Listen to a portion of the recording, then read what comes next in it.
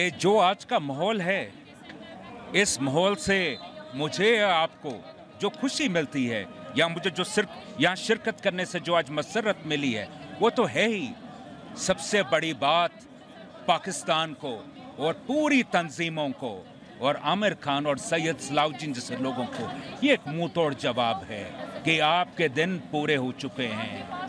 आपका कश्मीर के मुस्तकबिल में, साउथ कश्मीर के मुस्तकबिल में, अनंतनाग के मुस्तकबिल में, यूटी ऑफ जे&के के मुस्तकबिल में आपका कोई किरदार नहीं बचा है। अब आप ज़ाया हो चुके हैं। देखिए, आप पत्थर पे माथा मारेंगे तो आपके माथे से खून ही निकलेगा, चोट ही होगी, लगेगी। तो do not challenge the might of the state and do not challenge the might of the people. जो लोग हैं, जो आवाम है, जो बच्चे हैं, नौजवान हैं, हर कोई चाहता है अमन रहे, शांति रहे।